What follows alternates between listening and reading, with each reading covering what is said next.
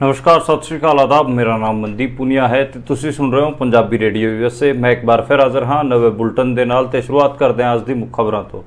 ਕਾਂਗਰਸ ਦੇ ਵੱਡੇ ਆਗੂ ਰਾਹੁਲ ਗਾਂਧੀ ਨੇ ਅੱਜ ਹਰਿਆਣੇ ਦੇ ਮਹਿੰਦਰਗੜ੍ਹ ਦੇ ਵਿੱਚ ਇੱਕ ਰੈਲੀ ਨੂੰ ਸੰਬੋਧਿਤ ਕਰਦਿਆਂ ਕਿਹਾ ਕਿ ਨਰਿੰਦਰ ਮੋਦੀ ਨਾਂ ਦਾ ਗੁਬਾਰਾ ਹੁਣ ਫਟ ਚੁੱਕਿਆ ਹੈ, ਉਹਨਾਂ ਦੀ ਕੋਈ ਵੀ ਛਵੀ ਨਹੀਂ ਬਚੀ ਹੈ ਤੇ ਉਹਨਾਂ ਨੇ ਅਗਨੀਵੀਰ ਤੇ ਸਪੈਸ਼ਲ ਫੋਕਸ ਕਰਦਿਆਂ ਕਿਹਾ ਕਿ ਜੇ ਉਹਨਾਂ ਦੀ ਸਰਕਾਰ ਬਣੀ ਤਾਂ ਉਹ ਅਗਨੀਵੀਰ ਯੋਜਨਾ ਨੂੰ ਫਾੜ ਕੇ ਕੂੜੇਦਾਨ 'ਚ ਪਾ ਦੇਣਗੇ। इलैक्शन कमीशन ऑफ इंडिया ने बीजेपी और कांग्रेस पार्टी को एक नोटिस भेजद्या कहा है कि वो अपने स्टार प्रचारकों को कहन कि वो अपनी मर्यादित भाषा का प्रयोग करन। इस तो अलावा इलैक्शन कमीशन ऑफ इंडिया ने यह भी कहा है कि समाज को वंडन वाले स्पीचीज इस चोणों च ना दिते जाण। राजस्थान के झुंझुनू जिले में एक दलित युवक रामेश्वर नूं शराब माफिया ने कुट के मार दिता है। मारदियां उन्होंने उसकी वीडियो भी बनाई है जिहड़ी कि सोशल मीडिया ते वायरल हो रही है। सोशल मीडिया ते दलित एक्टिविस्ट लगातार लिख रहे हैं दलित लाइव मैटर्स। उस तो बाद राजस्थान की बीजेपी सरकार दलित अत्याचार वाले मामले ते घिरी हुई है ते सरकार ने जल्द ही इहदे ते वड्डी कार्रवाई करने की घोषणा भी की है। 5 बंदियां नूं गिरफ्तार भी किया गया है ते उन्हां नाल पुलिस ने कुटमार करके उन्होंने सोशली कमाया भी गया है। प्रधानमंत्री नरेंद्र मोदी दी पंजाब दे पटियाला शहर विच पहली रैली होण जा रही है जिहदे च किसान काले झंडे दिखाण दी गल कह रहे हैं। देश दा अन्नदाता प्रधानमंत्री नरेंद्र मोदी नाल गुस्सा हैगा ते ओ शंभू बार्डर ते खनौरी बॉर्डर ते आंदोलित भी है। अडानी ग्रुप ते खराब क्वालिटी दा कोयला महंगे भाव च बेचण दे आरोप लगे हैं ते उन्होंने एक कोयला इलैक्ट्रिसिटी बोर्ड नूं बेचिया सी। उस तो बाद लगातार सोशल मीडिया ते इहदे बारे लिखिया जा रहा है। मनी कंट्रोल वालियां ने इहदे ते खबर ब्रेक की सी। उस तो बाद अडानी ग्रुप लगातार खबरों च घिरदा जा रहा है ते अडानी ग्रुप ने एक अपना जवाबनामा भी दिता जिहदे च उन्होंने कहा कि सारे आरोप झूठ हैं। झारखंड के साबका मुख्यमंत्री हेमंत सोरेन नूं सुप्रीम कोर्ट तो एक वड्डा झटका लग्या है। उन्होंने सुप्रीम कोर्ट के सामने इंटरिम बेल वास्ते अपलाई किया सी। सुप्रीम कोर्ट ने उस इंटरिम बेल की एप्लीकेशन नूं खारिज कर दिता है। अज शंभू बार्डर ते खनौरी बार्डर ते चल रहे किसान आंदोलन दे पूरे 100 दिन हो गए हैं ते किसान आंदोलन लगातार जारी है। इस बुलेटिन तो बाद मैं उस पूरे किसान आंदोलन दे बारे भी अपनी एक टिप्पणी करांगा। ये सीगियां अज दियां मुख्य खबरां। हुण करदे आं खबरां दा विश्लेषण ते शुरुआत करदे आं सब तो पहली खबर तो जिहड़े कि राहुल गांधी दी हरियाणे दे विच रैली दी खबर है। हरियाणे दे विच महेंद्रगढ़ लोक सभा सीट ते राहुल गांधी एक रैली करन आए सीगे। चरखी दादरी विच रैली सीगी ते उत्थे उन्हां ने कहा कि जिहड़ा नरेंद्र मोदी का गुब्बारा है वह फट चुकिया, उन्हों की कोई छवि नहीं बची है। अज तुसी जो चाहो नरेंद्र मोदी तो वो बुला सकते हो, मैं जो भी इशारा करांगा वही नरेंद्र मोदी बोलणगे। उन्हों की कोई हैसियत कोई औकात नहीं बची है, वो जमा थक गए हैगे आ। तो इस तो अलावा हरियाणे दे विच अग्निवीर का वड्डा मुद्दा, क्योंकि हरियाणे तो बहुत सारे बंदे आर्मी च जांदे सीगे ते राहुल गांधी ने इहनूं फड़दियां कहा है कि अग्निवीर नूं असीं पहले फेर ही आंदिया सार ही ਉਹਨੂੰ ਅਸੀਂ फाड़ के डस्टबिन च पा देवांगे ते ਅਸੀਂ ਦੁਬਾਰੇ ਤੋਂ ਜਿਹੜਾ फौज वालिਆਂ ਦਾ गौरव हैगा, इंडियन आर्मी का गौरव हैगा, ਉਹਨੂੰ ਦੁਬਾਰੇ ਤੋਂ एस्टैबलिश करांगे। पुराने तरीके नाल ही भर्ती होगी ते ਜਿਹੜਾ इंडियन आर्मी ਦੇ ਵਿੱਚ ਬੰਦਾ शहीद होगा ਉਹਨੂੰ शहीद ਦਾ ਦਰਜਾ भी मिलूगा, पेंशन भी मिलूगी। ਤੇ ਰਾਹੁਲ ਗਾਂਧੀ ने ਜਿਹੜਾ ਇਹ इंडियन आर्मी वाला मसला हैगा, अग्निवीर वाला हैगा, ਇਹਦੇ ਤੇ ठीक ठाक जोर दे के अज महेंद्रगढ़ लोक सभा सीट ते फोकस किया। क्योंकि आपां नूं पता कि जिहड़ा अहिरवाल बेल्ट है, महेंद्रगढ़, कोसली, नारनौल, ये जिहड़ा पूरा रीजन है, रेवाड़ी, इत्थे जिहड़े अहिर किसान हैगे उन्हां दे मुंडे ज़्यादातर आर्मी च जांदे हैगे आ। ते जिहड़ी जाट बेल्ट हैगी रोहतक वाली या भिवानी वाली, उत्थों भी बहुत सारे मुंडे जाटां दे भी आर्मी च जांदे सीगे। ते इस करके जिहड़ा राहुल गांधी है उन्हें अहिर किसान अते जाट किसानां नूं साधण वास्ते ये अग्निवीर दा मुद्दा उछालिया। उदां हरियाणे दे इलैक्शनां च एक खासा बड़ा मुद्दा हैगा, उदा पंजाब च इन्ना बड़ा मुद्दा नहीं है अग्निवीर दा, पर हरियाणे च एक खासकर बहुत बड़ा मुद्दा हैगा। उस तो जी अगली खबर की गल करिए वो इलैक्शन कमीशन ऑफ इंडिया की हैगी। इलैक्शन कमीशन ऑफ इंडिया ने बीजेपी ते कांग्रेस दोवां नूं एक नोटिस भेज के कहा कि तुसीं अपने स्टार प्रचारकां नूं कहो कि वो मर्यादित भाषा का प्रयोग करन, ऐं कुछ भी ना छड्डी चलन। ते उन्होंने ये भी कहा कि जिहड़े समाज नूं वंडण वाले स्पीचीज हैगे उन्हां ते भी कंट्रोल किया जाए, इदां दे स्पीचीज ना दिते जाण जिहदे समाज नूं वंडण दी गल होवे। ते कांग्रेस वालियां नूं कहा है कि इलैक्शन कमीशन ऑफ इंडिया ने कांग्रेस वालियां नूं कहा कि तुसीं अग्निवीर ਨੂੰ टारगेट ना करो, ਇਹਦੇ ਨਾਲ सेना का मनोबल कम हुंदा ते सेना का इस्तेमाल चोणां च ना करो। ये कांग्रेस वालियां ने नसीहत दी है। मैनूं लगदा कि जिहड़ी अग्निवीर योजना इहदे बारे तां गल हो ही सकदी है। ते दूजी गल जिहड़ा ये बैलेंसिंग एक्ट ਮੈਨੂੰ ਲੱਗਦਾ ਇਲੈਕਸ਼ਨ ਕਮਿਸ਼ਨ ਆਫ ਇੰਡੀਆ ਦਾ ਕੱਲਾ ਬੀਜੇਪੀ ਨੂੰ ਨੋਟਿਸ ਦੇਣ ਦੀ ਬਜਾਏ ਉਹਨਾਂ ਨੇ ਦੋਵਾਂ ਨੂੰ ਨੋਟਿਸ ਫੜਾਤਾ ਹੈਗਾ ਤੇ ਜ਼ਿਆਦਾ ਉਸ ਨੋਟਿਸ 'ਚ ਕਾਂਗਰਸ ਨੂੰ ਟਾਰਗੇਟ ਕੀਤਾ ਗਿਆ ਹੈਗਾ। ਜਿਹੜੇ ਨਰਿੰਦਰ ਮੋਦੀ, ਅਮਿਤ ਸ਼ਾਹ ਹੋਰੀ ਕਮਿਊਨਲ ਸਪੀਚਸ ਦੇ ਰਹੇ ਹੈਗੇ ਆ, ਉਹਦੇ ਬਾਰੇ ਇਲੈਕਸ਼ਨ ਕਮਿਸ਼ਨ ਆਫ ਇੰਡੀਆ ਨੇ ਕੋਈ ਕਮੈਂਟ ਨਹੀਂ ਕੀਤਾ। ਮੈਨੂੰ ਲੱਗਦਾ ਕਿ ਉਹਦੇ ਬਾਰੇ ਮੈਂਸ਼ਨ ਕਰਕੇ ਕਮੈਂਟ ਕਰਨਾ ਚਾਹੀਦਾ ਸੀਗਾ ਤੇ ਕਾਰਵਾਈ ਦੀ ਗੱਲ ਵੀ ਕਹਿਣੀ ਚਾਹੀਦੀ ਸੀ ਕਿ ਘੱਟੋ ਘੱਟ ਇਲੈਕਸ਼ਨ ਕਮਿਸ਼ਨ ਆਫ ਇੰਡੀਆ ਕਾਰਵਾਈ ਕੋਈ ਨਾ ਵੀ ਕਰੇ, ਪਰ ਤੁਸੀਂ ਉਹਨਾਂ ਨੂੰ ਵਾਰਨਿੰਗ ਤਾਂ ਦੇ ਸਕਦੇ ਹੋ। ਵਾਰਨਿੰਗ ਤੱਕ ਦੇਣ ਦੀ ਵੀ ਕੋਸ਼ਿਸ਼ ਜਿਹੜੀ ਜ਼ਹਿਮਤ ਹੈ ਉਹ ਇਲੈਕਸ਼ਨ ਕਮਿਸ਼ਨ ਆਫ ਇੰਡੀਆ ਨੇ ਨਹੀਂ ਉਠਾਈ ਹੈਗੀ ਆ। ਉਸ ਤੋਂ ਜਿਹੜੀ ਅਗਲੀ ਖਬਰ ਦੀ ਗੱਲ ਕਰੀਏ ਉਹ ਰਾਜਸਥਾਨ ਦੀ ਹੈਗੀ। ਰਾਜਸਥਾਨ ਦੇ ਝੁੰਝੁਨੂ ਜ਼ਿਲ੍ਹੇ ਵਿੱਚ ਇੱਕ ਦਲਿਤ ਯੁਵਕ ਦੀ ਸ਼ਰਾਬ ਮਾਫੀਆ ਨੇ ਕੁੱਟ-ਕੁੱਟ ਕੇ ਹੱਤਿਆ ਕਰ ਦਿੱਤੀ ਹੈ ਤੇ ਉਸ ਕੁੱਟਣ ਵਾਲੀ ਜਿਹੜੀ ਉਹ ਵੀਡੀਓ ਹੈ ਉਹ ਉਹਨਾਂ ਨੇ ਬਣਾਈ, ਜਿਹੜੇ ਸ਼ਰਾਬ ਮਾਫੀਆ ਵਾਲੇ ਸੀਗੇ, ਤੇ ਉਹਨੂੰ ਸੋਸ਼ਲ ਮੀਡੀਆ ਤੇ ਪਾਤਾ। ਬਾਅਦ 'ਚ ਉਹ ਵਾਇਰਲ ਹੋ ਗਈ ਤੇ ਦਲਿਤਾਂ ਨੇ ਲਿਖਿਆ ਕਿ ਦਲਿਤ ਲਾਈਵ ਮੈਟਰਸ, ਤੁਸੀਂ ਦਲਿਤਾਂ ਨਾਲ ਇਦਾਂ ਧੱਕਾ ਨਹੀਂ ਕਰ ਸਕਦੇ, ਉਹਨਾਂ ਨੂੰ ਇਦਾਂ ਨਹੀਂ ਮਾਰ ਸਕਦੇ, ਤੇ ਪੂਰੇ ਮੁਲਕ ਭਰ 'ਚ ਇੱਕ ਉਹ ਵੱਡਾ ਇਸ਼ੂ ਬਣ ਗਿਆ ਹੈਗਾ ਤੇ ਲਗਾਤਾਰ ਉਹਦੇ ਬਾਰੇ ਗੱਲ ਵੀ ਹੋ ਰਹੀ ਹੈ। ਤੇ ਮੈਨੂੰ ਲੱਗਦਾ ਕਿ ਜਿਹੜਾ ਭਜਨ ਲਾਲ ਸਰਕਾਰ ਹੈ, ਰਾਜਸਥਾਨ ਦੀ ਬੀਜੇਪੀ ਸਰਕਾਰ ਹੈ, ਉਹ ਇਸ ਮੁੱਦੇ ਤੇ ਖਾਸੀ ਘਿਰ ਗਈ ਹੈਗੀ ਆ। ਉਹਨਾਂ ਨੂੰ ਸਖਤ ਐਕਸ਼ਨ ਲੈਣਾ ਪਊਗਾ। ਹਾਲਾਂਕਿ ਜਿਹੜੇ ਮੁੰਡਿਆਂ ਨੇ ਉਸ ਦਲਿਤ ਯੁਵਕ ਨੂੰ ਮਾਰਿਆ ਹੈਗਾ ਉਹਨਾਂ ਦੀ ਗ੍ਰਿਫਤਾਰੀ ਹੋ ਗਈ ਹੈ ਤੇ ਉਹਨਾਂ ਦੀ ਪਰੇਡ ਵੀ ਕੀਤੀ ਗਈ ਸੋਸ਼ਲੀ, ਉਹਨਾਂ ਨੂੰ ਕੁੱਟਮਾਰ ਕਰਕੇ ਉਹਨਾਂ ਨਾਲ। ਤੇ ਮੈਨੂੰ ਲੱਗਦਾ ਕਿ ਇੱਕ ਨਜ਼ੀਰ ਬਣਨੀ ਚਾਹੀਦੀ ਹੈ, ਇੱਦਾਂ ਦੀ ਕਾਰਵਾਈ ਇਸ ਮਾਮਲੇ ਤੇ ਹੋਣੀ ਚਾਹੀਦੀ ਹੈ। ਤੁਸੀਂ ਜੇ ਉਸ ਵੀਡੀਓ ਨੂੰ ਦੇਖੋਗੇ ਦਲਿਤ ਯੁਵਕ ਨਾਲ ਕਿਵੇਂ ਕੁੱਟਮਾਰ ਕੀਤੀ ਜਾ ਰਹੀ ਹੈ, ਤੁਹਾਡੇ ਰੋਂਗਟੇ ਖੜੇ ਹੋ ਜਾਣਗੇ। ਬਹੁਤ ਹੀ ਵਾਹੀਆਤ, ਬਹੁਤ ਹੀ ਭਿਆਨਕ ਹੈਗੀ ਆ ਤੇ ਜਿੰਨੀ ਵੀ ਨਖੇਦੀ ਹੋ ਸਕੇ ਉਹ ਕੀਤੀ ਜਾਵੇ ਬਹੁਤ ਘੱਟ ਹੈਗੀ ਆ। ਇਹਦੀ ਇੱਕ ਹਿਸਾਬ ਨਾਲ ਪੂਰਾ ਇਦਾਂ ਦੇ ਜਿਹੜੇ ਕ੍ਰਾਈਮਸ ਹੈਗੇ, ਏਟ ਕ੍ਰਾਈਮਸ ਦਲਿਤਾਂ ਦੇ ਨਾਲ ਹੁੰਦੇ ਹੈਗੇ ਆ, ਦਲਿਤਾਂ ਦੇ ਖਿਲਾਫ ਹੁੰਦੇ ਹੈਗੇ ਆ, ਉਹਨਾਂ ਤੇ ਰੋਕ ਲੱਗਣੀ ਚਾਹੀਦੀ ਤੇ ਜਿਹੜੇ ਦੋਸ਼ੀ ਪਾਏ ਜਾਂਦੇ ਹੈਗੇ ਉਹਨਾਂ ਤੇ ਕੜੀ ਤੇ ਕੜੀ ਕਾਰਵਾਈ ਹੋਣੀ ਚਾਹੀਦੀ। ਉਸ ਤੋਂ ਜਿਹੜੀ ਅਗਲੀ ਖਬਰ ਦੀ ਗੱਲ ਕਰੀਏ ਉਹ ਪ੍ਰਧਾਨ ਮੰਤਰੀ ਨਰਿੰਦਰ ਮੋਦੀ ਬਾਰੇ ਹੈਗੀ ਆ। ਨਰਿੰਦਰ ਮੋਦੀ ਦੀ ਅਗਲੀ ਰੈਲੀ ਪਟਿਆਲੇ ਦੇ ਵਿੱਚ ਕੱਲ੍ਹ ਉਹ ਰੈਲੀ ਹੋਣ ਜਾ ਰਹੀ ਹੈ 23 ਮਈ ਨੂੰ, ਤੇ ਪੰਜਾਬ ਦੇ ਵਿੱਚ ਨਰਿੰਦਰ ਮੋਦੀ ਆਣਗੇ ਤੇ ਕਿਸਾਨ ਇਹਦੇ ਤੇ ਔਖਾ ਹੈਗਾ ਤੇ ਕਿਸਾਨ ਕਹਿ ਰਹੇ ਹੈਗਾ ਕਿ ਅਸੀਂ ਪਟਿਆਲੇ ਜ਼ਿਲ੍ਹੇ ਦੇ ਬਰੂਹਾਂ ਤੇ ਹੀ ਬੈਠੇ ਹੈਗੇ, ਜਿਹੜਾ ਆਪਣਾ ਇਹ ਪੈਂਦਾ ਹੈਗਾ ਕੀ ਰਾਜਪੁਰਾ ਬਾਰਡਰ, ਜਿਹੜਾ ਸ਼ੰਭੂ ਬਾਰਡਰ ਕਹਿੰਦੇ ਹੈਗੇ ਆ। ਤੇ ਜੇ ਆਪਾਂ ਦੂਜੇ ਗੱਲ ਉਸ ਦੀ ਵੀ ਖਨੌਰੀ ਬਾਰਡਰ ਦੀ ਵੀ ਗੱਲ ਕਰੀਏ, ਦੋਵੇਂ ਪਟਿਆਲੇ ਤੋਂ ਖਾਸੇ ਨੇੜੇ ਹੈਗੇ ਆ ਤੇ ਇਸ ਕਰਕੇ ਕਿਸਾਨ ਕਹਿ ਰਹੇ ਨੇ ਅਸੀਂ ਤਾਂ ਤੁਹਾਡੇ ਬਹੁਤ ਨੇੜੇ ਬੈਠੇ ਆ, ਤੁਸੀਂ ਸਾਡੀ ਗੱਲ ਸੁਣ ਲਓ। ਤੇ ਨਰਿੰਦਰ ਮੋਦੀ ਨੂੰ ਕਾਲੇ ਝੰਡੇ ਦਿਖਾਉਣ ਵਾਸਤੇ ਕਿਸਾਨ ਸ਼ੰਭੂ ਬਾਰਡਰ ਤੇ ਖਨੌਰੀ ਬਾਰਡਰ ਤੋਂ ਕੱਲ ਪਟਿਆਲੇ ਜਾਣਗੇ। ਕਿਸਾਨਾਂ ਨੇ ਇਹਨੂੰ ਇਸ਼ੂ ਬਣਾ ਲਿਆ ਹੈ, ਕਿਸਾਨ ਆਗੂਆਂ ਨੇ ਸਾਫ਼ ਸਟੇਟਮੈਂਟਾਂ ਵੀ ਦਿੱਤੀਆਂ ਹਨ ਤੇ ਕਿਸਾਨਾਂ ਨੇ ਤਿਆਰੀ ਸ਼ੁਰੂ ਕਰ ਦਿੱਤੀ ਹੈ। ਪ੍ਰਸ਼ਾਸਨ ਨੇ ਵੀ ਆਪਣੀ ਤਿਆਰੀ ਸ਼ੁਰੂ ਕਰ ਦਿੱਤੀ ਹੈ, ਬਹੁਤ ਸਾਰੇ ਰੋਡਾਂ ਨੂੰ ਜਾਮ ਕਰ ਦਿੱਤਾ ਗਿਆ ਹੈਗਾ। ਨਰਿੰਦਰ ਮੋਦੀ ਤੋਂ ਹੈਲੀਕਾਪਟਰ ਤੋਂ ਆਉਣਗੇ ਪਰ ਇੱਥੇ ਲੋਕਾਂ ਨੂੰ ਉਹ ਜਾਮ 'ਚ ਛੱਡ ਕੇ ਵਾਪਸ ਪਰਤ ਜਾਣਗੇ। ਬਹੁਤ ਬੁਰੀ ਸਥਿਤੀ ਇਸ ਟਾਈਮ ਹੋ ਰੱਖੀ ਹੈ। ਕਿਸਾਨਾਂ ਦੀ ਜਿਹੜੀ ਮੰਗਾਂ ਹੈਗੀਆਂ ਉਹ ਬਹੁਤ ਜਾਇਜ਼ ਹੈਗੀਆਂ, ਨਰਿੰਦਰ ਮੋਦੀ ਨੂੰ ਮੰਨਣੀ ਚਾਹੀਦੀਆਂ, ਪਰ ਨਰਿੰਦਰ ਮੋਦੀ ਲਗਾਤਾਰ ਅਣਦੇਖੀ ਕਰ ਰਹੇ ਹੈਗੇ ਤੇ ਕਿਸਾਨਾਂ ਦੇ ਘਰੇ ਹੀ ਆ ਕੇ ਉਹਨਾਂ ਨੂੰ ਮਤਲਬ ਸਮਝਾਉਣ ਦੀ ਕੋਸ਼ਿਸ਼ ਕਰ ਰਹੇ ਆ, ਫਿਰ ਰੈਲੀ ਕਰਕੇ ਉਹਨਾਂ ਨੂੰ ਵੋਟਾਂ ਮੰਗ ਰਹੇ ਹੈਗੇ। ਇੰਨੀ ਜ਼ਰੂਰਤ ਤਾਂ ਮੈਨੂੰ ਲੱਗਦਾ ਕਿ ਨਹੀਂ ਹੋਣੀ ਚਾਹੀਦੀ ਸੀ। ਘੱਟੋ ਘੱਟ ਜੇ ਤੁਸੀਂ ਅਣਦੇਖੀ ਕਰ ਰਹੇ ਹੋ ਆਪਣੇ ਭਰਾ ਹਿੰਦੀ ਬੈਲਟ 'ਚ ਫਿਰੀ ਜਾਓ, ਪੰਜਾਬ 'ਚ ਰੈਲੀ ਕਰਨ ਦਾ ਕੀ ਮਤਲਬ ਹੈ? ਜੇ ਪੰਜਾਬ 'ਚ ਰੈਲੀ ਕਰਨ ਆਉਂਗੇ ਤਾਂ ਮੈਨੂੰ ਲੱਗਦਾ ਕਿ ਇਹਦਾ ਰਿਐਕਸ਼ਨ ਹੋਊਗਾ ਤੇ ਕਿਸਾਨ ਉਹਨਾਂ ਨੂੰ ਕਾਲੇ ਝੰਡੇ ਦਿਖਾਉਣ ਵਾਸਤੇ ਕੱਲ ਪਟਿਆਲੇ ਦੇ ਵਿੱਚ ਜਾਣਗੇ। ਉਸ ਤੋਂ ਜਿਹੜੀ ਅਗਲੀ ਖਬਰ ਦੀ ਗੱਲ ਕਰੀਏ ਉਹ ਅਡਾਨੀ ਬਾਰੇ ਹੈਗੀ ਆ। ਅਡਾਨੀ ਜਿਹੜਾ ਗਰੁੱਪ ਹੈਗਾ ਉਹ ਆਪਾਂ ਨੂੰ ਪਤਾ ਕਿ ਕੋਇਲਾ ਵੀ ਐਕਸਪੋਰਟ ਕਰਦਾ ਹੈ ਤੇ ਕੰਪਨੀਆਂ ਨੂੰ ਕੋਇਲਾ ਵੀ ਸਪਲਾਈ ਕਰਦਾ ਹੈ। ਇੱਦਾਂ ਹੀ ਜਿਹੜਾ ਭਾਰਤ ਦਾ ਇਲੈਕਟ੍ਰਿਸਿਟੀ ਬੋਰਡ ਹੈ ਉਹ ਜਿਹੜੇ ਸਟੇਟਾਂ ਦੇ ਬੋਰਡ ਹੈਗੇ ਉਹਨਾਂ ਨੂੰ ਕੋਇਲਾ ਸਪਲਾਈ ਦਾ ਕੰਮ ਅਡਾਨੀ ਨੂੰ ਮਿਲਿਆ ਹੈ ਤੇ ਅਡਾਨੀ ਤੇ ਆਰੋਪ ਲੱਗੇ ਹਨ ਕਿ ਉਹਨਾਂ ਨੇ ਥਰਡ ਕੁਆਲਿਟੀ ਦਾ ਜਿਹੜਾ ਕੋਇਲਾ ਹੈਗਾ ਉਹ ਮਹਿੰਗੇ ਦਾਮਾਂ 'ਚ ਵੇਚਿਆ ਹੈਗਾ ਸਟੇਟ ਇਲੈਕਟ੍ਰਿਸਿਟੀ ਬੋਰਡਸ ਨੂੰ ਤੇ 3 ਗੁਣਾ ਮੁਨਾਫਾ ਜ਼ਿਆਦਾ ਕਮਾਇਆ ਹੈਗਾ। ਇਹਦੇ ਤੇ ਖਾਸਾ ਰੋਲਾ ਪੈ ਰਿਹਾ ਹੈ ਤੇ ਅਦਾਨੀ ਗਰੁੱਪ ਨੇ ਹਾਲਾਂਕਿ ਇੱਕ ਸਟੇਟਮੈਂਟ ਜਾਰੀ ਕਰਕੇ ਕਿਹਾ ਕਿ ਇਹ ਨਿਰਾਧਾਰ ਹੈਗਾ, ਬੇਸਲੈਸ ਹੈਗਾ, ਪਰ ਬਹੁਤ ਸਾਰੇ ਜਿਹੜੇ ਇਨਵੈਸਟੀਗੇਟਿਵ ਜਰਨਲਿਸਟ ਹੈਗੇ ਉਹਨਾਂ ਨੇ ਇਹਦੇ ਤੇ ਸਟੋਰੀਆਂ ਵੀ ਬ੍ਰੇਕ ਕੀਤੀਆਂ ਹੈਗੀਆਂ ਤੇ ਬਹੁਤ ਸਾਰੀ ਚੀਜ਼ਾਂ ਇਸ ਤੇ ਲੀਕ ਹੋ ਗਈਆਂ ਹੈਗੀਆਂ। ਇਸ ਕਰਕੇ ਜਿਹੜਾ ਅਡਾਨੀ ਦਾ ਕੋਇਲਾ ਸਕੈਮ ਹੈ ਉਹਦੇ 'ਚ ਨਰਿੰਦਰ ਮੋਦੀ ਦਾ ਨਾਮ ਵੀ ਆ ਰਿਹਾ, ਕਿਉਂਕਿ ਨਰਿੰਦਰ ਮੋਦੀ ਦਾ ਆੜੀ ਦੱਸਿਆ ਜਾਂਦਾ ਹੈ ਜਿਹੜਾ ਗੌਤਮ ਅਡਾਨੀ ਹੈ। ਤਾਂ ਇਸ ਕਰਕੇ ਇਹ ਕਿਹਾ ਜਾ ਰਿਹਾ ਕਿ ਨਰਿੰਦਰ ਮੋਦੀ ਨੇ ਆਪਣੇ ਦੋਸਤ ਨੂੰ ਖਰਾਬ ਕੁਆਲਿਟੀ ਦੇ ਕੋਇਲੇ ਤੋਂ ਹੀ ਲੱਖਾਂ ਕਰੋੜਾਂ ਰੁਪਇਆ ਕਮਾਤਾ। ਕਾਂਗਰਸ ਨੇ ਵੀ ਇਹਨੂੰ ਪਿਕ ਕਰ ਲਿਆ ਹੈ ਤੇ ਰਾਹੁਲ ਗਾਂਧੀ ਨੇ ਵੀ ਇਸ ਮਾਮਲੇ ਤੇ ਟਵੀਟ ਕਰਕੇ ਪੁੱਛਿਆ ਹੈ ਕਿ ਆਪਣੇ ਮਿੱਤਰ ਨੂੰ ਕਿਵੇਂ ਬਿਜ਼ਨਸ ਦੇ ਕੇ ਕਿਵੇਂ ਪੈਸੇ ਕਮਾ ਰਹੇ ਹੈਗੇ ਤੇ ਜਿਹੜਾ ਕੋਇਲਾ ਘੋਟਾਲਾ ਉਹ ਇੰਡੀਆ ਦੇ ਵਿੱਚ ਹੋ ਚੁੱਕਾ ਹੈ ਤੇ ਇਹਦੀ ਗੂੰਜ ਲਗਾਤਾਰ ਵੱਧਦੀ ਜਾ ਰਹੀ ਹੈ। ਮੈਨੂੰ ਲੱਗਦਾ ਕਿ ਇਸ ਇਲੈਕਸ਼ਨ 'ਚ ਇਹ ਮਾਮਲਾ ਪਖੂਗਾ ਤੇ ਅਡਾਨੀ ਦੀ ਤੇ ਨਰਿੰਦਰ ਮੋਦੀ ਠੀਕ ਠਾਕ ਬੇਇੱਜ਼ਤੀ ਹੋਣ ਵਾਲੀ ਹੈਗੀ ਆ। ਉਸ ਤੋਂ ਜਿਹੜੀ ਅਗਲੀ ਖਬਰ ਦੀ ਗੱਲ ਕਰੀਏ ਉਹ ਹੈਗੀ ਆ ਝਾਰਖੰਡ ਦੇ ਸਾਬਕਾ ਸੀਐਮ हेमंत सोरेन ਬਾਰੇ। हेमंत सोरेन ਨੇ ਆਪਣੀ ਇੰਟਰੀਮ ਬੇਲ ਵਾਸਤੇ ਸੁਪਰੀਮ ਕੋਰਟ ਦੇ ਵਿੱਚ ਐਪਲੀਕੇਸ਼ਨ ਲਗਾਈ ਸੀ ਤੇ ਸੁਪਰੀਮ ਕੋਰਟ ਨੇ ਉਹਨੂੰ ਖਾਰਿਜ ਕਰ ਦਿੱਤਾ ਹੈ ਤੇ ਕਿਹਾ ਹੈ ਕਿ ਤੁਸੀਂ ਸਾਨੂੰ ਗੁੰਮਰਾਹ ਕਰ ਰਹੇ ਹੋ। ਜਿਹੜੇ ਹੇਮੰਤ ਸੋਰੇਨ ਦੇ ਵਕੀਲ ਕਪਿਲ ਸਿੱਬਲ ਹੈਗੇ ਆ, ਉਹਨਾਂ ਨੂੰ ਜਿਹੜੇ ਜੱਜ ਸੀਗੇ ਉਹਨਾਂ ਨੇ ਕਿਹਾ ਕਿ ਤੁਸੀਂ ਸਾਨੂੰ ਗੁੰਮਰਾਹ ਕਰ ਰਹੇ ਹੋ, ਤੁਸੀਂ ਥੱਲੇ ਨੋਰਮਲ ਬੇਲ ਅਪਲਾਈ ਕੀਤੀ ਹੋਈ ਥੱਲੇ ਵਾਲੇ ਕੋਰਟ 'ਚ, ਤੇ ਸਾਡੇ ਕੋਲ ਤੁਸੀਂ ਇੰਟਰੀਮ ਬੇਲ ਮੰਗਣ ਆ ਗਏ, ਤੁਸੀਂ ਸਾਡੇ ਤੋਂ ਕੀ ਲੁਕਾਉਣਾ ਚਾਹ ਰਹੇ ਹੋ।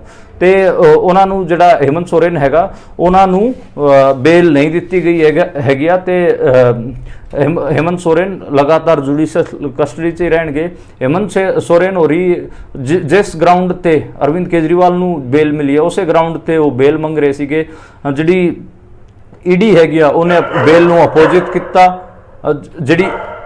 ਜਿਹੜੀ ਈਡੀ ਹੈਗੀ ਆ ਉਹਨੇ ਬੇਲ ਨੂੰ ਅਪੋਜ਼ ਕੀਤਾ ਤੇ ਉਸੇ ਗਰਾਊਂਡ ਤੇ ਕੀਤਾ। ਉਹਨਾਂ ਨੇ ਕਿਹਾ ਕਿ ਇੰਡੀਅਨ ਕਨਸਟੀਟਿਊਸ਼ਨ ਦੇ ਵਿੱਚ ਕੋਈ ਵੀ ਫੰਡਾਮੈਂਟਲ ਰਾਈਟ ਵੀ ਨਹੀਂ ਹੈ ਕਿ ਇਲੈਕਸ਼ਨਾਂ ਦੌਰਾਨ ਕਿਸੇ ਮੰਤਰੀ ਜਾਂ ਮੁੱਖ ਮੰਤਰੀ ਨੂੰ ਐਮਐਲਏ ਨੂੰ ਬੇਲ ਦਿੱਤੀ ਜਾਏ ਤਾਂ ਕਿ ਉਹ ਚੋਣ ਪ੍ਰਚਾਰ ਕਰ ਸਕੇ। ਤੇ ਕਿਤੇ ਨਾ ਕਿਤੇ ਜਿਹੜਾ ਹੇਮੰਤ ਸੋਰੇਨ ਦੀ ਜਿਹੜੀ ਬੇਲ ਐਪਲੀਕੇਸ਼ਨ ਉਹ ਖਾਰਿਜ ਤਾਂ ਹੋਣੀ ਸੀਗੀ। ਆਪਾਂ ਨੂੰ ਪਤਾ ਕਿ ਅਰਵਿੰਦ ਕੇਜਰੀਵਾਲ ਦੂਜੇ ਤਰੀਕੇ ਦਾ ਟ੍ਰੀਟਮੈਂਟ ਕੀਤਾ ਗਿਆ ਹੈਗਾ ਕੋਰਟ ਵੱਲੋਂ, ਤੇ ਹੇਮੰਤ ਸੋਰੇਨ ਨਾਲ ਦੂਜਾ ਟ੍ਰੀਟਮੈਂਟ ਕੀਤਾ ਜਾ ਰਿਹਾ, ਤੇ ਦੋਵਾਂ 'ਚ ਬਹੁਤ ਅੰਤਰ ਹੈਗਾ। ਜਿਹੜਾ ਹੇਮੰਤ ਸੋਰੇਨ ਵਾਲਾ ਮਾਮਲਾ ਉਹ ਸਿਰਫ 36 ਲੱਖ ਦੀ ਲੈਂਡ ਦਾ ਮਾਮਲਾ ਹੈ। 36 ਲੱਖ 'ਚ ਅੱਜ ਕੱਲ੍ਹ ਪੰਜਾਬ ਹਰਿਆਣੇ 'ਚ 100 ਗਜ਼ ਦਾ ਪਲੋਟ ਵੀ ਨਹੀਂ ਹੁੰਦਾ। ਤੇ ਜਿਹੜਾ ਅਰਵਿੰਦ ਕੇਜਰੀਵਾਲ ਦਾ ਮਾਮਲਾ ਹੈਗਾ ਉਹ 100 ਕਰੋੜ ਦਾ ਮਾਮਲਾ ਹੈ। ਫਿਰ ਵੀ ਅਰਵਿੰਦ ਕੇਜਰੀਵਾਲ ਨੂੰ ਬੇਲ ਦੇ ਦਿੱਤੀ ਗਈ, ਪਰ ਜਿਹੜਾ ਹੇਮੰਤ ਸੋਰੇਨ ਹੈ ਕਿਉਂਕਿ ਉਹ ਆਦੀਵਾਸੀ ਹੈਗਾ ਤੇ ਆਦੀਵਾਸੀ ਪਹਿਚਾਣ ਨਾਲ ਸੰਬੰਧਿਤ ਹੈ ਝਾਰਖੰਡ ਤੋਂ, ਤੇ ਉਸ ਬੰਦੇ ਨੂੰ ਬੇਲ ਨਹੀਂ ਦਿੱਤੀ ਗਈ ਹੈਗੀ ਆ। ਤੇ ਤੁਸੀਂ ਦੇਖ ਲਓ ਕਿ ਕਿੰਨੀ ਜਿਹੜੀ ਪਾਰਸ਼ੈਲਿਟੀ ਹੈਗੀ ਆ ਉਹ ਆਈਡੈਂਟੀਟੀ ਕਾਸਟ ਬੇਸਿਸ ਤੇ ਜੁਡੀਸ਼ਰੀ 'ਚ ਵੀ ਹੁੰਦੀ ਹੈ, ਤੇ ਤੁਹਾਨੂੰ ਇਸ ਮਾਮਲੇ 'ਚ ਸਾਫ਼ ਦਿਖ ਜੂਗਾ। ਤੇ ਜਿਹੜੀ ਉਸ ਤੋਂ ਅਗਲੀ ਖਬਰ ਦੀ ਗੱਲ ਕਰੀਏ ਉਹ ਹੈਗੀ ਆ ਕਿ ਕਿਸਾਨ ਅੰਦੋਲਨ ਦੇ ਜਿਹੜੇ ਸ਼ੰਭੂ ਬਾਰਡਰ ਤੇ ਖਨੌਰੀ ਬਾਰਡਰ ਚੱਲ ਰਹੇ ਹੈਗੇ ਆ, ਉਹਨਾਂ ਦੇ 100 ਦਿਨ ਪੂਰੇ ਹੋ ਗਏ ਹੈਗੇ, ਤੇ ਅੱਜ ਉਹਨਾਂ ਨੇ ਆਪਣਾ ਸੈਲੀਬ੍ਰੇਟ ਵੀ ਕੀਤਾ ਹੈ। ਹਜ਼ਾਰਾਂ ਦੀ ਗਿਣਤੀ 'ਚ ਕਿਸਾਨ ਉੱਥੇ ਮੌਜੂਦ ਸੀਗੇ। ਤੇ ਇਹਦੇ ਤੇ ਮੈਂ ਇੱਕ ਟਿੱਪਣੀ ਵੀ ਕਰਨਾ ਚਾਹਾਂਗਾ। ਟਿੱਪਣੀ ਮੇਰੀ ਇਹ ਹੈ ਕਿ ਜਦੋਂ ਤੁਸੀਂ ਯਾਦ ਕਰੋ 22 ਜਨਵਰੀ 2024 ਯਾਨੀ ਕਿ ਇਸ ਸਾਲ ਦੀ ਜਿਹੜੀ 22 ਜਨਵਰੀ ਸੀ, ਉਦੋਂ ਰਾਮ ਮੰਦਿਰ ਦੀ ਪ੍ਰਾਣ ਪ੍ਰਤਿਸ਼ਠਾ ਨਰਿੰਦਰ ਮੋਦੀ ਨੇ ਕੀਤੀ ਸੀ। ਉਸ ਤੋਂ ਬਾਅਦ ਜਿੰਨੀ ਵੀ ਅਪੋਜੀਸ਼ਨ ਪਾਰਟੀਆਂ ਸੀਗੀਆਂ, ਜਿੰਨੇ ਵੀ ਲੋਕ ਸੀਗੇ ਜਿਹੜੇ ਮੋਦੀ ਖਿਲਾਫ ਲੜਨ ਦੀ ਗੱਲ ਕਰਦੇ ਹੈਗੇ ਆ, ਉਹ ਸਾਰੇ ਨਿਰਾਸ਼ ਹੋ ਗਏ ਸੀ। ਉਹਨਾਂ ਨੂੰ ਲੱਗ ਰਿਹਾ ਸੀਗਾ ਕਿ ਹੁਣ ਕੁਝ ਨਹੀਂ ਬਚਿਆ, ਸਾਰਾ ਕੁਝ ਖਤਮ ਹੋ ਗਿਆ ਤੇ ਚੋਣ ਆਰਾਮ ਨਾਲ ਨਰਿੰਦਰ ਮੋਦੀ ਜਿੱਤ ਜੂਗਾ, ਰਾਮ ਮੰਦਿਰ ਦੇ ਇਸ਼ੂ ਤੇ ਜਿੱਤ ਜੂਗਾ, ਤੇ ਬਹੁਤ ਸਾਰੀ ਨਿਰਾਸ਼ਾ ਆਪਾਂ ਨੂੰ ਦੇਖਣ ਨੂੰ ਮਿਲੀ ਸੀ। ਪਰ ਜਦੋਂ ਫਰਵਰੀ ਮਹੀਨਾ ਚੜ੍ਹਦਾ ਹੈਗਾ ਤੇ ਫਰਵਰੀ ਮਹੀਨੇ ਦੇ ਪਹਿਲੇ ਹਫਤੇ ਤੋਂ ਹੀ ਕਿਸਾਨਾਂ ਨੇ ਆਪਣੀ ਐਕਟੀਵਿਟੀਜ਼ ਸ਼ੁਰੂ ਕਰ ਦਿੱਤੀਆਂ ਸਨ, ਤੇ ਉਹਨਾਂ ਨੇ ਕਾਲ ਦਿੱਤੀ ਸੀ ਕਿ ਅਸੀਂ 13 ਫਰਵਰੀ ਨੂੰ ਦਿੱਲੀ ਕੂਚ ਕਰਾਂਗੇ। ਜਦੋਂ 13 ਫਰਵਰੀ ਨੂੰ ਕਿਸਾਨ ਹਰਿਆਣੇ ਪੰਜਾਬ ਬਾਰਡਰਾਂ ਤੋਂ ਦਿੱਲੀ ਵੱਲ ਕੂਚ ਕਰਨ ਲੱਗਦੇ ਹੈਗੇ, ਤੇ ਦਿੱਲੀ ਜਿਹੜੀ ਹਰਿਆਣੇ ਦੀ ਪੁਲਿਸ ਹੈ ਉਹਨੇ ਰੋਕਾਂ ਲਾਈਆਂ, ਤੇ ਜਿਹੜੀ ਮਿਲਟਰੀ ਜਿਹੜੀ ਸਿਕਿਉਰਿਟੀ ਫੋਰਸਿਸ ਹੈਗੇ ਉਹਨਾਂ ਨੇ ਅਥਰੂ ਗੈਸ ਦੇ ਗੋਲੇ ਵੀ ਛੱਡੇ, ਗੋਲੀਆਂ ਵੀ ਚਲਾਈਆਂ ਕਿਸਾਨਾਂ ਤੇ ਉਸ ਤੋਂ ਬਾਅਦ ਇੱਕ ਪੂਰਾ ਮਾਹੌਲ ਖੜਿਆ ਹੋਇਆ। ਉੱਥੇ ਕਿਸਾਨਾਂ ਨੇ ਸੰਘਰਸ਼ ਕਰਕੇ ਦਿਖਾਇਆ ਤੇ ਲੋਕਾਂ ਨੂੰ ਇਹ ਮੈਸੇਜ ਦਿੱਤਾ, ਆਪੋਜੀਸ਼ਨ ਪਾਰਟੀਜ਼ ਨੂੰ ਵੀ ਇਹ ਮੈਸੇਜ ਦਿੱਤਾ ਕਿ ਦੇਖੋ ਜੇ ਤੁਹਾਡੇ ਕੋਲ ਸੋਲਿਡ ਮੁੱਦਾ ਹੈਗਾ, ਜਿਵੇਂ ਕਿਸਾਨਾਂ ਕੋਲ ਕਿਸਾਨੀ ਦਾ ਮੁੱਦਾ ਸੀਗਾ, ਐਮਐਸਪੀ ਦਾ ਮੁੱਦਾ ਸੀਗਾ, ਤੇ ਤੁਸੀਂ ਨਰਿੰਦਰ ਮੋਦੀ ਅਤੇ ਭਾਜਪਾ ਤੇ ਆਰਐਸਐਸ ਦੇ ਖਿਲਾਫ ਲੜਾਈ ਵਿੱਢ ਸਕਦੇ ਹੋ ਤੇ ਲੜ ਸਕਦੇ ਹੋ। ਤੇ ਕਿਸਾਨਾਂ ਨੇ ਉਹ ਲੜਾਈ ਲੜ ਕੇ ਦਿਖਾਈ। 13 ਫਰਵਰੀ ਤੋਂ ਲੈ ਕੇ 21 ਫਰਵਰੀ ਤੱਕ 7-8 ਦਿਨ ਲਗਾਤਾਰ ਬਾਰਡਰਾਂ ਤੇ ਬਹੁਤ ਟੈਨਸ਼ਨ ਦਾ ਮਾਹੌਲ ਰਿਹਾ। ਲਗਾਤਾਰ ਜਿਹੜੀ ਸਿਕਿਉਰਿਟੀ ਫੋਰਸਿਸ ਸੀਗੀਆਂ, ਹਰਿਆਣਾ ਪੁਲਿਸ ਸੀਗੀ, ਡਰੋਨ ਨਾਲ ਹਮਲੇ ਕਰਦੇ ਸੀਗੇ। 200 ਤੋਂ ਜ਼ਿਆਦਾ ਕਿਸਾਨ ਫੱਟੜ ਹੋਏ ਇਸ ਪੂਰੇ ਦੌਰਾਨ, ਤੇ ਅਸੀਂ ਵੀ ਉੱਥੇ ਹੀ ਹੁੰਦੇ ਸੀਗੇ। ਅਸੀਂ ਲਗਾਤਾਰ ਗਰਾਊਂਡ ਰਿਪੋਰਟ ਕਰ ਰਹੇ ਸੀ, ਅਸੀਂ ਤੁਹਾਡੇ ਤੱਕ ਵੀਡੀਓਜ਼ ਵੀ ਪਹੁੰਚਾ ਰਹੇ ਸੀ। ਮੈਂ ਵੀ ਕਈ ਸਾਰੇ ground report Punjabi radio USA ਵਾਸਤੇ ਵੀ ਕੀਤੀਆਂ, ਮੇਰੇ ਟਵਿੱਟਰ ਅਕਾਊਂਟਾਂ ਵਾਸਤੇ ਵੀ ਕੀਤੀਆਂ। ਤੇ ਉਸ ਤੋਂ ਬਾਅਦ ਤੇ 14-15 ਫਰਵਰੀ ਦੇ ਨੇੜੇ ਤੇੜੇ ਸਾਰੇ ਕਿਸਾਨ ਆਗੂਆਂ ਦੇ ਜਿਹੜੇ ਅਕਾਊਂਟ ਸੀਗੇ ਉਹ ਬਲੌਕ ਕਰ ਦਿੱਤੇ ਗਏ। ਸੋਸ਼ਲ ਮੀਡੀਆ ਅਕਾਊਂਟ ਟਵਿੱਟਰ ਤੇ ਫੇਸਬੁੱਕ, YouTube, ਸਾਡੇ ਵੀ ਜਿਹੜੇ ਪੱਤਰਕਾਰ ਉੱਥੇ ਗਰਾਊਂਡ ਜ਼ੀਰੋ ਤੋਂ ਰਿਪੋਰਟ ਕਰ ਰਹੇ ਸੀ ਉਹਨਾਂ ਦੇ Twitter account, social media, YouTube ਸਾਰੇ ਖਾਤੇ ਬੰਦ ਕਰ ਦਿੱਤੇ ਗਏ। ਤੇ ਸਰਕਾਰ ਨਾਲ ਗੱਲਬਾਤ ਵੀ ਹੋ ਰਹੀ ਸੀ ਪੈਰਲਲ, ਤੇ ਸਰਕਾਰ 5 ਫਸਲਾਂ ਤੇ MSP ਖਰੀਦ ਦੀ ਗਾਰੰਟੀ ਦੇਣ ਲਈ ਤਿਆਰ ਸੀਗੀ, ਪਰ ਕਿਸਾਨ ਨਹੀਂ ਮੰਨੇ। ਕਿਸਾਨਾਂ ਨੇ ਕਿਹਾ ਕਿ 23 ਫਸਲਾਂ ਤੇ ਸਾਨੂੰ MSP ਖਰੀਦ ਗਾਰੰਟੀ ਦਾ ਕਾਨੂੰਨ ਚਾਹੀਦਾ, ਇੱਦਾਂ ਖਾਲੀ ਗਾਰੰਟੀ ਨਹੀਂ ਚਾਹੀਦੀ 5 ਸਾਲ ਵਾਸਤੇ, ਸਾਨੂੰ ਕਾਨੂੰਨ ਚਾਹੀਦਾ ਤਾਂ ਕਿ ਇੰਡੀਆ ਦੇ ਵਿੱਚ ਕੋਈ ਵੀ ਫਸਲ ਹੈਗੀ ਆ ਉਹ MSP ਦੇ ਥੱਲੇ ਕੋਈ ਵੀ ਪ੍ਰਾਈਵੇਟ ਪਲੇਅਰ ਹੋਵੇ ਜਾਂ ਸਰਕਾਰੀ ਖਰੀਦ ਏਜੰਸੀ ਹੋਵੇ, ਕੋਈ ਵੀ MSP ਤੋਂ ਥੱਲੇ ਨਾ ਖਰੀਦ ਸਕੇ। ਤੇ ਇਹ ਕਿਸਾਨਾਂ ਦੀ ਮੰਗ ਸੀਗੀ, ਤੇ ਕਿਸਾਨ ਲਗਾਤਾਰ ਆਪਣੀ ਮੰਗ ਤੇ ਅੜੇ ਰਹੇ। ਸਰਕਾਰ ਨਾਲ ਕੋਈ ਸਮਝੌਤਾ ਨਹੀਂ ਕੀਤਾ, ਤੇ ਜੋ ਕੁਝ ਤੁਹਾਨੂੰ ਦੇਖਣ ਨੂੰ ਮਿਲ ਰਿਹਾ ਸੀਗਾ ਤੇ ਉਹ ਵੀ ਬਹੁਤ ਭਿਆਵਹ ਸੀਗਾ। ਹਿਊਮਨ ਰਾਈਟ ਦੀ ਖਾਸੀ ਵਾਇਲੇਸ਼ਨ ਹੋਈ, ਕਿਸਾਨਾਂ ਦੇ ਹਿਊਮਨ ਰਾਈਟਸ ਦੇ ਖਿਲਾਫ ਕਿਤੇ ਨਾ ਕਿਤੇ ਖਲਵਾੜ ਕੀਤੀ ਗਈ। ਉਹਨਾਂ ਨੂੰ ਸੱਟਾਂ ਫੇਟਾਂ ਵੀ ਵੱਜੀਆਂ, ਕਈ ਕਿਸਾਨਾਂ ਦੀਆਂ ਅੱਖਾਂ ਦੀ ਰੋਸ਼ਨੀ ਵੀ ਗਈ, ਤੇ ਕਈਆਂ ਦੇ ਚੋਟ ਵੀ ਲੱਗੀ। ਸੀਰੀਅਸ ਗੰਭੀਰ ਸੱਟਾਂ ਵੀ ਲੱਗੀਆਂ ਤੇ ਇੱਕ ਕਿਸਾਨ ਪ੍ਰੀਤਪਾਲ ਨੂੰ 21 ਫਰਵਰੀ ਨੂੰ ਹਰਿਆਣਾ ਪੁਲਿਸ ਨੇ ਚੱਕ ਲਿਆ, ਉਹਦੇ ਨਾਲ ਕੁੱਟਮਾਰ ਕੀਤੀ, ਦੋਵੇਂ ਉਹਦੀ ਲੱਤਾਂ ਤੋੜਤੀ, ਜਵਾੜਾ ਤੋੜਤਾ ਤੇ 21 ਸਾਲਾ ਨੌਜਵਾਨ ਜਸਕਰਨ ਸਿੰਘ ਦੀ ਗੋਲੀ ਮਾਰ ਕੇ ਹੱਤਿਆ ਕਰ ਦਿੱਤੀ ਗਈ ਤੇ ਉਹ ਕਿਸਾਨ ਸ਼ਹੀਦ ਹੋ ਗਿਆ ਸ਼ੁਭਕਰਨ ਸਿੰਘ। ਉਸ ਤੋਂ ਬਾਅਦ ਕਿਸਾਨਾਂ ਨੇ ਸ਼ੁਭਕਰਨ ਸਿੰਘ ਦਾ ਤਦ ਤੱਕ ਅੰਤਿਮ ਸੰਸਕਾਰ ਯਾਨੀ ਕਿ ਅੰਤਿਮ ਸੰਸਕਾਰ ਨਹੀਂ ਕੀਤਾ, ਲਾਸਟ ਫਿਊਨਰਲ ਨਹੀਂ ਕੀਤਾ ਜਦੋਂ ਤੱਕ ਸਰਕਾਰ ਨੇ FIR ਹਰਿਆਣਾ ਪੁਲਿਸ ਖਿਲਾਫ ਨਹੀਂ ਦਰਜ ਕੀਤੀ। ਹਾਲਾਂਕਿ ਪੰਜਾਬ ਪੁਲਿਸ ਨੇ ਜਾਂ ਫਿਰ ਪੰਜਾਬ ਸਰਕਾਰ ਨੇ ਬਹੁਤ ਘਟੀਆ ਕੰਮ ਕੀਤਾ, ਉਹ ਇਹ ਕੀਤਾ ਕਿ ਉਹਨਾਂ ਨੇ 0 FIR ਦਰਜ ਕਰ ਲਈ, ਅਣਪਛਾਤੇ ਬੰਦਿਆਂ ਖਿਲਾਫ FIR ਦਰਜ ਕੀਤੀ। ਮੈਨੂੰ ਲੱਗਦਾ ਕਿ ਉਹ ਸਾਫ਼ ਤੌਰ ਤੇ ਹਰਿਆਣਾ ਪੁਲਿਸ ਦੇ ਖਿਲਾਫ ਕੀਤੀ ਜਾਣੀ ਚਾਹੀਦੀ ਸੀਗੀ, ਪਰ ਇਹ ਨਹੀਂ ਹੋਇਆ। ਪ੍ਰਿਤਪਾਲ ਵਾਲੇ ਮਾਮਲੇ 'ਚ ਵੀ ਆਪਾਂ ਨੂੰ ਦੇਖਣ ਨੂੰ ਮਿਲਿਆ ਕਿ ਉਹ ਪਹਿਲਾਂ ਰੋਹਤਕ ਵਿਜੇ ਸੀਗਾ, ਉਹਨੂੰ ਪੰਜਾਬ ਲੈ ਕੇ ਆਉਣ ਤੇ ਹੀ ਖਾਸਾ ਜ਼ੋਰ ਲੱਗਿਆ ਤੇ ਪ੍ਰਿਤਪਾਲ ਵਾਲੇ ਮਾਮਲੇ 'ਚ ਵੀ ਬਹੁਤ ਢਿੱਲੀ ਢਾਲੀ FIR ਕੀਤੀ ਗਈ। ਉਸ ਤੋਂ ਬਾਅਦ ਜਿਹੜੇ ਕਿਸਾਨ ਸੀਗੇ ਉਹ ਹਾਈ ਕੋਰਟ ਵੀ ਗਏ, ਹਾਈ ਕੋਰਟ ਦੇ ਵਿੱਚ ਕੋਰਟ ਨੇ ਇੱਕ ਟ੍ਰਾਈਬਿਊਨਲ ਵੀ ਬਣਾਇਆ ਤੇ ਇੱਕ ਕਮੇਟੀ ਬਣਾਈ ਕਿ 1 ਮਹੀਨੇ 'ਚ ਜਿਹੜੀ ਹੈਗੀ ਇਹਦੀ ਇਨਕੁਆਇਰੀ ਕਰਕੇ ਰਿਟਾਇਰਡ ਜੱਜ ਦੀ ਕਮੇਟੀ ਇਹਦੀ ਇਨਕੁਆਇਰੀ ਕਰਕੇ ਦੱਸੂਗੀ। ਉਹਦੇ ਹਜੇ ਉਹ ਜਿਹੜੀ ਰਿਪੋਰਟ ਹੈਗੀ ਉਹ ਸੀਲ ਪੈਕ ਹੈਗੀ ਆ, ਉਹਦੇ ਤੇ ਕੋਈ ਗੱਲ ਨਹੀਂ ਹੋ ਰਹੀ ਤੇ ਉਹਨੂੰ ਖਾਰਿਜ ਕਰਵਾਉਣ ਵਾਸਤੇ ਵੀ ਹਰਿਆਣਾ ਪੁਲਿਸ ਨੇ ਜ਼ੋਰ ਲਾਇਆ, ਪਰ ਜਿਹੜੇ ਕਿਸਾਨ ਹੈਗੇ ਉਹ ਜਿੱਤ ਗਏ ਸੀਗੇ ਹਾਈ ਕੋਰਟ ਦੇ ਵਿੱਚ। ਉੱਦਾਂ ਜਿਹੜੇ ਕਿਸਾਨ ਹੈਗੇ ਉਹ ਹਜੇ ਤੱਕ ਉਹਨਾਂ ਦਾ ਕਿਸਾਨ ਅੰਦੋਲਨ ਜਾਰੀ ਹੈ, ਹਜੇ ਵੀ ਉਹ ਬਾਰਡਰਾਂ ਤੇ ਬੈਠੇ ਹੈਗੇ ਆ।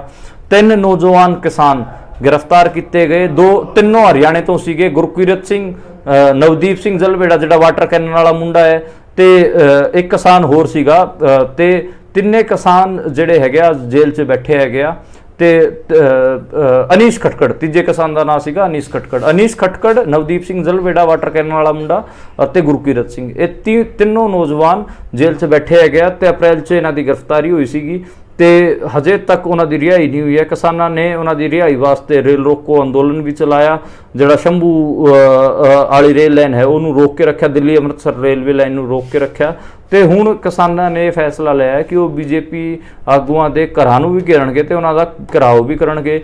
ਜਦੋਂ ਇਲੈਕਸ਼ਨ ਅਨਾਉਂਸ ਹੁੰਦਾ ਹੈ ਉਦੋਂ ਕਿਸਾਨਾਂ ਨੇ ਕਾਲ ਦਿੱਤੀ ਕਿ ਉਹ ਕਾਲੇ ਝੰਡੇ ਦਿਖਾਣਗੇ ਜਾ ਕੇ BJP ਆਗੂਆਂ ਨੂੰ ਤੇ ਉਹਨਾਂ ਨੂੰ ਪਿੰਡਾਂ 'ਚ ਨਹੀਂ ਵੜਨ ਦੇਣਗੇ। ਹਰਿਆਣਾ ਦੇ ਕਿਸਾਨਾਂ ਨੇ ਕਿਹਾ ਕਿ ਇਹਨਾਂ ਨੇ ਸਾਡੇ ਖਿਲਾਫ ਧਾਰਾ 144 ਲਾਈ ਸੀ, ਅਸੀਂ ਇਹਨਾਂ ਦੇ ਖਿਲਾਫ ਧਾਰਾ 288 ਲਾਉਂਦੇ ਹੈਗੇ, ਅਸੀਂ ਇਹਨਾਂ ਨੂੰ ਪਿੰਡਾਂ 'ਚ ਨਹੀਂ ਵੜਨ ਦੇਵਾਂਗੇ। ਤੇ ਹਰਿਆਣੇ ਦੇ ਵਿੱਚ ਆਪਾਂ ਨੂੰ ਪਤਾ ਹੈ ਕਿ ਪੂਰਾ ਇੱਕ ਮਾਹੌਲ ਖੜਾ ਹੋ ਗਿਆ। ਜਦੋਂ ਵੀ BJP ਦੇ ਕੈਂਡੀਡੇਟ BJP ਦੇ ਆਗੂ ਵੋਟ ਮੰਗਣ ਆਉਂਦੇ ਸੀਗੇ, ਜਿਹੜੇ ਹਰਿਆਣੇ ਦੇ ਕਿਸਾਨ ਟੁੱਟ ਕੇ ਪੈਂਦੇ ਹੈਗੇ ਤੇ ਆਪਾਂ ਨੂੰ ਉਹ ਬਹੁਤ ਸਾਰੇ ਵਿਜ਼ੂਅਲ ਵੀ ਦੇਖੇ ਤੁਹਾਨੂੰ ਮਿਲਣਗੇ ਸੋਸ਼ਲ ਮੀਡੀਆ ਤੇ। ਨਾ ਤਾਂ ਦੁਸ਼ਯੰਤ ਚੌਟਾਲਾ ਨੂੰ ਵੜਨ ਦਿੱਤਾ ਗਿਆ, ਨਾ BJP ਆਗੂਆਂ ਨੂੰ ਵੜਨ ਦਿੱਤਾ ਗਿਆ ਤੇ ਇੱਕ ਪੂਰਾ ਦਾ ਪੂਰਾ ਪੰਜਾਬ ਹਰਿਆਣੇ ਦੇ ਵਿੱਚ BJP ਨੂੰ ਔਖਾ ਹੋ ਗਿਆ। ਪੂਰੀ ਮੈਂ ਕਹਿ ਸਕਦਾ ਦੋਵੇਂ ਸਟੇਟਾਂ 'ਚ ਸਾਰੀ ਭਾਜਪਾ ਨੂੰ ਸਾਰੀ JJP ਨੂੰ ਖਾਸਾ ਔਖਾ ਹੋ ਰਿਹਾ, ਉਹ ਪਿੰਡਾਂ 'ਚ ਨਹੀਂ ਵੜ ਪਾ ਰਹੇ, ਉਹਨਾਂ ਨੂੰ ਕਾਲੇ ਝੰਡੇ ਲਗਾਤਾਰ ਦਿਖਾਏ ਜਾ ਰਹੇ ਹੈਗੇ ਆ। ਕੱਲ ਵੀ ਮੈਂ ਗਰੰਟੀ ਨਾਲ ਕਹਿੰਦਾ ਕਿ ਜਿਹੜੇ ਪਟਿਆਲੇ ਦੇ ਵਿੱਚ ਕਿਸਾਨ ਜ਼ਰੂਰ ਪ੍ਰਧਾਨ ਮੰਤਰੀ ਨਰਿੰਦਰ ਮੋਦੀ ਦੀ ਰੈਲੀ ਨੂੰ ਕਾਲੇ ਝੰਡੇ ਦਿਖਾਉਣ ਵਾਸਤੇ ਪਹੁੰਚਣਗੇ। ਕਿਸਾਨਾਂ ਦੇ ਵਿੱਚ ਖਾਸਾ ਰੋਹ ਹੈਗਾ ਤੇ ਕਿਸਾਨ ਜਾਇਜ਼ ਮੰਗਾਂ ਵਾਸਤੇ ਲੜ ਰਹੇ ਹਨ। ਤੇ ਜਿਹੜਾ ਇਹ ਪੂਰਾ ਚੋਣ ਸੀਗਾ ਇਹਦੇ 'ਚ ਆਪਾਂ ਨੂੰ ਦੇਖਣ ਨੂੰ ਮਿਲ ਰਿਹਾ ਸੀਗਾ ਜਿਹੜੀ ਆਪੋਜੀਸ਼ਨ ਪਾਰਟੀਆਂ ਸੀਗੀਆਂ ਉਹ ਤਾਂ ਸਰੈਂਡਰ ਕਰ ਗਈਆਂ ਸੀਗੀਆਂ ਕਿ ਉਹਨਾਂ ਨੂੰ ਲੱਗ ਰਿਹਾ ਸੀਗਾ ਕਿ ਰਾਮ ਮੰਦਿਰ ਬਹੁਤ ਵੱਡਾ ਇਸ਼ੂ ਹੈ, ਪਰ ਜਦੋਂ ਤੋਂ ਕਿਸਾਨਾਂ ਨੇ ਲੜਨਾ ਸ਼ੁਰੂ ਕੀਤਾ ਉਸ ਤੋਂ ਬਾਅਦ ਉਹਨਾਂ ਨੂੰ ਵੀ ਮਾੜਾ ਮੋਟਾ ਹੌਸਲਾ ਮਿਲਿਆ ਤੇ ਉਸ ਤੋਂ ਬਾਅਦ ਉਹ ਵੀ ਗਰਾਊਂਡ ਤੇ ਆਪਾਂ ਨੂੰ ਸਕਰੀਏ ਦਿਖੀਆਂ ਤੇ ਉਹ ਲਗਾਤਾਰ ਕੰਮ ਕਰ ਰਹੀਆਂ ਹੈਗੀਆਂ ਆਪੋਜੀਸ਼ਨ ਪਾਰਟੀਆਂ। ਤੇ ਇਸੇ ਕਰਕੇ ਜਿਹੜਾ ਇੱਕ ਤਰਫਾ ਇਲੈਕਸ਼ਨ ਦਿਖ ਰਿਹਾ ਸੀਗਾ ਨਾ BJP ਦਾ, ਉਹ ਇੱਕਦਮ ਤੇ ਕੰਪੀਟੀਟਿਵ ਲੈਵਲ ਤੇ ਆ ਗਿਆ ਤੇ ਹੁਣ ਜਿਹੜਾ ਇਲੈਕਸ਼ਨ ਹੈਗਾ ਉਹ ਜਮਾ ਨੈਕ ਟੂ ਨੈਕ ਫਾਈਟ ਆਪਾਂ ਨੂੰ ਦੇਖਣ ਨੂੰ ਮਿਲ ਰਿਹਾ ਤੇ ਉਹਦਾ ਕ੍ਰੈਡਿਟ ਕਿਸਾਨਾਂ ਨੂੰ ਦੇਣਾ ਚਾਹੀਦਾ। ਹਾਲਾਂਕਿ ਬਹੁਤ ਸਾਰੇ ਬੰਦੇ ਹੈਗੇ ਆ ਉਹ ਕਿਸਾਨਾਂ ਨੂੰ ਕ੍ਰੈਡਿਟ ਨਹੀਂ ਦੇਣਗੇ, ਜਿਹੜੇ ਇਲੈਕਸ਼ਨਾਂ ਦੇ ਵਿੱਚ ਪੰਡਿਤ ਬਣ ਜਾਂਦੇ ਹੈਗੇ, ਐਨਾਲਿਸਿਸ ਕਰਦੇ ਹੈਗੇ ਜਾਂ ਫਿਰ ਨੈਰੇਟਿਵ ਦੀ ਦੁਕਾਨਾਂ ਚਲਾਉਂਦੇ ਹੈਗੇ ਆ, ਉਹ ਕਦੇ ਵੀ ਕਿਸਾਨਾਂ ਨੂੰ ਇਸ ਚੀਜ਼ ਦਾ ਕ੍ਰੈਡਿਟ ਨਹੀਂ ਦੇਣਗੇ। ਪਰ ਆਪਾਂ ਨੂੰ ਦੇਣਾ ਚਾਹੀਦਾ ਕਿ ਇੰਡੀਆ ਦੇ ਵਿੱਚ ਜਿਹੜਾ BJP ਦੇ ਨੱਕ ਤੇ ਅੜੀ ਹੋਈ ਹੈ ਨਾ ਉਹਦੀ ਇੱਕ ਹਿਸਾਬ ਨਾਲ ਧੌਣ ਤੇ ਜਿਹੜੀ ਕਿਲ ਠੋਕੀ ਹੋਈ ਕਿਸਾਨਾਂ ਨੇ, ਉਹ ਕਿਸਾਨਾਂ ਨੇ ਠੋਕੀ ਹੋਈ ਤੇ ਕਿਸਾਨਾਂ ਨੇ ਹੀ ਇਹ ਬਾਕੀ ਦੇ ਲੋਕਾਂ ਨੂੰ ਇਹ ਦੱਸਿਆ ਹੈ ਕਿ ਮੁੱਦਿਆਂ ਤੇ ਲੜਾਈ ਲੜ ਕੇ BJP ਨੂੰ ਹਰਾਇਆ ਜਾ ਸਕਦਾ ਹੈ। ਤੇ ਇਸੇ ਕਰਕੇ ਜਿਹੜਾ ਇੰਡੀਆ ਦਾ ਚੋਣ ਹੈ ਇਹ ਖਾਸਾ ਇੰਟਰਸਟਿੰਗ ਵੀ ਹੋ ਰੱਖਿਆ ਹੈ। ਮੈਨੂੰ ਲੱਗਦਾ ਕਿ ਜਿਹੜੀ ਆਪੋਜੀਸ਼ਨ ਪਾਰਟੀਆਂ ਹੈਗੀਆਂ ਉਹਨਾਂ ਨੇ ਤਾਂ ਪਿਛਲੇ 5 ਸਾਲ ਰੋਡ ਤੇ ਆ ਕੇ ਤਾਂ ਕੋਈ ਲੜਾਈ ਲੜੀ ਨਹੀਂ, ਉਹਨਾਂ ਨੇ ਸਿਰਫ ਪ੍ਰੈਸ ਕਾਨਫਰੰਸਾਂ ਕੀਤੀਆਂ ਤੇ ਜਾਂ ਫਿਰ ਮੀਡੀਆ ਦੇ ਵਿੱਚ ਬਿਆਨ ਦਿੱਤੇ, ਉਹਨਾਂ ਨੇ ਕੋਈ ਵੱਡੀ ਲੜਾਈਆਂ ਨਹੀਂ ਵਿੱਢੀਆਂ ਤੇ ਜਿਹੜੀ ਕਿ ਕਿਸਾਨਾਂ ਨੇ ਵਿੱਢੀ ਹੈਗੀ ਆ। ਤੇ ਮੈਨੂੰ ਲੱਗਦਾ ਕਿ ਕਿਸਾਨਾਂ ਕਰਕੇ ਹੀ ਇਹ ਸਾਰਾ ਅਗੇਂਸਟ BJP ਮਾਹੌਲ ਆਪਾਂ ਨੂੰ ਦੇਖਣ ਨੂੰ ਮਿਲ ਰਿਹਾ ਤੇ ਦੇਖਣਾ ਹੋਊਗਾ ਕਿ 4 ਜੂਨ ਨੂੰ ਕੀ ਰਿਜ਼ਲਟ ਹੋਣਗੇ। ਮੈਨੂੰ ਲੱਗਦਾ ਕਿ ਹਰਿਆਣੇ ਤੇ ਪੰਜਾਬ 'ਚ ਤਾਂ BJP ਦੀ ਬੁਰੀ ਹਾਲਤ ਰਹੂਗੀ। ਉਹਦਾ ਇੱਕੋ ਇੱਕ ਰੀਜ਼ਨ ਹੈ, ਉਹ ਹੈ ਕਿਸਾਨ ਜਿਹੜੇ ਜਿਸ ਸਪਿਰਿਟ ਨਾਲ ਉਹ ਲੜ ਰਹੇ ਹੈਗੇ ਆ ਤੇ ਜਿੰਨੇ ਵਧੀਆ ਤਰੀਕੇ ਨਾਲ ਉਹ ਲੜ ਰਹੇ ਹੈਗੇ ਤੇ ਕ੍ਰੈਡਿਟ ਉਹਨਾਂ ਨੂੰ ਹੀ ਜਾਂਦਾ ਹੈਗਾ। ਤੇ ਮੋਟਾ ਇਹ ਮੇਰੀ ਟਿੱਪਣੀ ਸੀਗੀ। ਹਿਊਮਨ ਰਾਈਟ ਵਾਇਲੇਸ਼ਨ ਹੋਈ, ਬਹੁਤ ਸਾਰੀ ਕਿਸਾਨਾਂ ਦੀ ਡੈਥ ਹੋਈ, ਕਿਸਾਨਾਂ ਤੇ ਗੋਲੀ ਚੱਲੀ ਹੈ। ਕਿਸਾਨਾਂ ਨੇ ਕੱਲ ਜਿਹੜੇ ਹਰਿਆਣੇ ਦੇ ਸਾਬਕਾ ਹੋਮ ਮਿਨਿਸਟਰ ਹੈਗੇ ਅਨਿਲ ਵਿਜ, ਉਹਨਾਂ ਨੂੰ ਘੇਰਾ ਪਾ ਲਿਆ ਸੀਗਾ ਤੇ ਉਹਨਾਂ ਨੇ ਕਿਸਾਨਾਂ ਸਾਹਮਣੇ ਇਹ ਕਬੂਲਿਆ ਕਿ ਹਾਂ ਜਿਹੜੀ ਉਹ ਜ਼ਿੰਮੇਵਾਰੀ ਉਹਨਾਂ ਦੀ ਬਣਦੀ ਹੈ। ਜਿਹੜੀ ਕਿ ਗੋਲੀਆਂ ਚੱਲੀਆਂ ਹੈਗੀਆਂ, ਕਿਸਾਨਾਂ ਨੇ ਉਹਨਾਂ ਨੂੰ ਖਾਸਾ ਘੇਰ ਕੇ ਖਾਸੇ ਸਵਾਲ ਪੁੱਛੇ ਤੇ ਲਗਾਤਾਰ ਕਿਸਾਨਾਂ ਨਾਲ ਜਿਹੜੀ ਜਲਾਲਤ ਹੋਈ ਹੈ ਉਹਦੇ ਬਾਰੇ ਕਿਸਾਨ ਲਗਾਤਾਰ ਸਰਕਾਰ ਤੋਂ, ਸਰਕਾਰੀ ਬੰਦਿਆਂ ਤੋਂ, ਬੀਜੇਪੀ ਵਾਲਿਆਂ ਤੋਂ ਲਗਾਤਾਰ ਸਵਾਲ ਪੁੱਛ ਰਹੇ ਹੈਗੇ। ਉਹਨਾਂ ਨੂੰ ਘੇਰਾ ਪਾ ਰਹੇ ਹੈ, ਉਹਨਾਂ ਨੂੰ ਕਾਲੇ ਝੰਡੇ ਦਿਖਾ ਰਹੇ ਹੈ ਤੇ ਆਪਣਾ ਜਿਹੜਾ ਰੋਸ ਦਾ ਪ੍ਰਗਟਾਵਾ ਇਹ ਦਿਖਾ ਰਹੇ ਹੈਗੇ। ਮੇਰੀ ਕਈ ਬੰਦਿਆਂ ਨਾਲ ਗੱਲ ਹੋ ਰਹੀ ਸੀ। ਮੈਂ ਇਸ ਐਕਸਪ੍ਰੈਸ਼ਨ ਨੂੰ ਇਹ ਕਹਾਂਗਾ ਕਿ ਜਿਹੜਾ ਰੂਰਲ ਬੰਦਾ ਹੈਗਾ, ਜਿਹੜਾ ਦਿਹਾਤੀ ਬੰਦਾ, ਪੇਂਡੂ ਬੰਦਾ ਹੈਗਾ, ਉਹਦੀ ਅਣਦੇਖੀ ਜਿਹੜੀ ਇੰਡੀਅਨ ਪੋਲਿਟਿਕਸ ਲਗਾਤਾਰ ਹੋ ਰਹੀ ਸੀ ਤੇ ਉਹਨੇ ਦੁਬਾਰੇ ਦਿਖਾ ਦਿੱਤਾ ਹੈ ਕਿ ਉਹ ਬਹੁਤ ਪਾਵਰਫੁਲ ਹੈ, ਉਹਦੇ ਕੋਲ ਲੜਨ ਦੀ ਸਮਰੱਥਾ ਹੈਗੀ ਆ ਤੇ ਉਹ ਲੜਨ ਦਾ ਤਰੀਕਾ ਵੀ ਜਾਣਦਾ ਹੈਗਾ ਤੇ ਉਹਦੇ ਕੋਲ ਹੌਸਲਾ ਵੀ ਹੈ ਤੇ ਹਿੰਮਤ ਵੀ ਹੈ। ਉਹਨੇ ਦੁਬਾਰੇ ਇੰਡੀਅਨ ਪੋਲਿਟਿਕਸ 'ਚ ਰੂਰਲ ਬੰਦਿਆਂ ਦੀ, ਪਿੰਡੂ ਬੰਦਿਆਂ ਦੀ ਹੋਂਦ ਦਿਖਾ ਦਿੱਤੀ ਹੈ ਤੇ ਉਹਨੂੰ ਰੈਲੀਵੈਂਟ ਬਣਾ ਦਿੱਤਾ ਹੈ। ਅੱਜ ਦੇ ਟਾਈਮ ਰੂਰਲ ਬੰਦਿਆਂ ਬਾਰੇ ਜਾਂ ਪਿੰਡੂ ਬੰਦਿਆਂ ਬਾਰੇ ਗੱਲ ਕੀਤੇ ਬਿਨਾ ਕੋਈ ਵੀ ਪੋਲੀਟੀਕਲ ਪਾਰਟੀ ਇੰਡੀਆ ਦੇ ਵਿੱਚ ਸਰਵਾਈਵ ਨਹੀਂ ਕਰ ਸਕਦੀ ਤੇ ਇਹ ਕਿਸਾਨਾਂ ਦੀ ਹੀ ਦੇਣ ਹੈ।